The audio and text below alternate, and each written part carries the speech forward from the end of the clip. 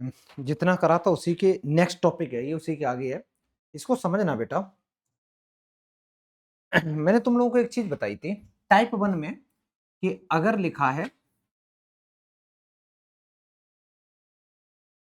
F of X और mod लगा हुआ है, greater than equal to A लिखा है, दूसरा केस मैंने बताया था F of X less than equal to A लिखा है। पहले तो मेरे को एक बात बताओ, और ए पॉजिटिव नंबर है तो इसका जो आंसर आएगा, इसका आंसर बड़ा आएगा कि छोटा आएगा?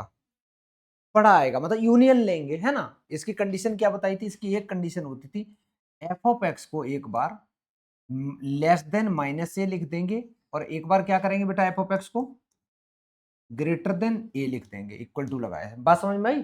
तो माइनस इन्फिनिटी से माइनस ए तक, ए से लेके इन्फिनिटी तक ये ऐसे था कि नंबर लाइन पे एक बार माइनस ए आएगा, एक बार प्लस ए आएगा, एक बार आंसर इसका इधर का होगा, एक बार आंसर इसका इधर का होगा। यहाँ इक्वल टू होने की वजह से ये पॉइंट भी इंक्लूड होगा।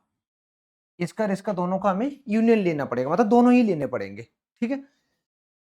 इस केस में सॉल्व करने का क्या तरीका था? एफ ऑफ एक्स ए से कम होना चाहिए और माइनस ए से ज्यादा होना चाहिए, इसको हम लोग बोलते हैं इंटरसेक्शन। ठीक है। इतनी बातें तो समझ में आ गई थी।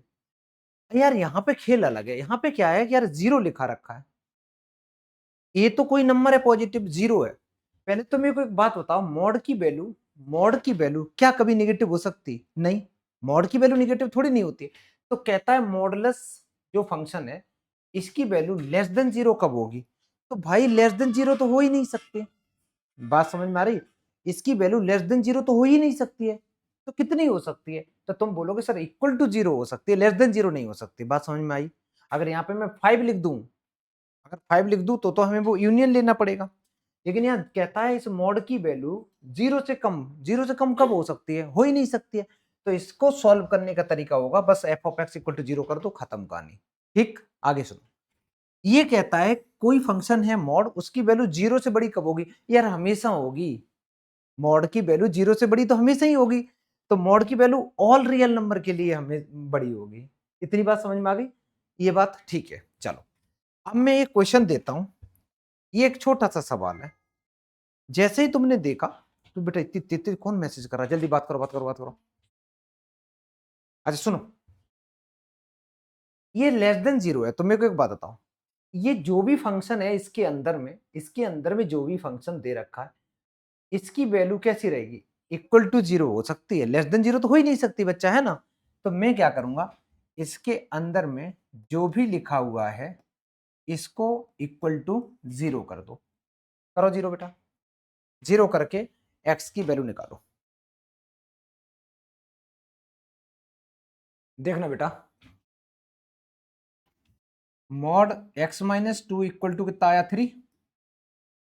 यहाँ लेस देन का साइन तो है नहीं, ना ग्रेटर देन का साइन है, तो मॉड कैसे खुलेगा? मॉड एक बार पॉजिटिव से खुलेगा, एक बार नेगेटिव से खुलेगा, खुलेगा ना। तो मॉड जो खोलेंगे हम लोग इसको प्लस माइनस से खोलेंगे, तो या तो यहाँ प्लस माइनस लगाओ या यहाँ प्लस माइनस लगाओ, बात एक ही है। ठीक है। तो ये मॉड प्लस माइनस से खुलेगा। ठीक है। कहीं बेटा लिखा हो, जैसे suppose mod x equal to A लिखा है, तो एक्स इक्वल टू क्या आएगा बोलो बच्चा? प्लस माइनस ए आ जाएगा। ठीक है। तो और आसान बनाए, जैसे लिखा है mod x equal to two, तो एक्स की वैल्यू क्या हो सकती है बोलो बेटा? प्लस माइनस टू हो सकती है। देखो, टू का मॉड निकालोगे तब भी टू आएगा, और माइनस टू का मॉड फाइंड करेंगे तब भी टू आएगा। ठीक है। तो ये कंसेप्ट यूज करके अब यहाँ पे एक बार में प्लस साइन कंसिडर करूंगा, एक बार में प्लस साइन कंसिडर करूंगा, तो एक्स की वैल्यू बेटा 5 आ रही। एक बार में माइनस साइन कंसिडर करूंगा तो एक्स की वैल्यू -1 आ रही। तो यहां से कितने आंसर आ गए बेटा मेरे पास? 2 आंसर आ गए। तो फाइनल आंसर क्या आ गए? एक्स इक्वल टू एक -1 आ गया, एक 5 आ गया, करली ब्रैकेट में दिखाएंगे क्योंकि दो ही है। तो नंबर ऑफ सॉल्यूशन कितने निकल के आए? 2 ओनली। लिख लो बेटा, नंबर ऑफ सॉल्यूशन 2। आगे बढ़े।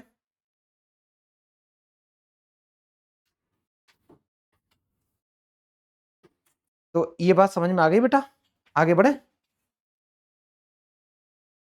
अब लिखो टाइप 3 सिंगल मोड वाले सवाल।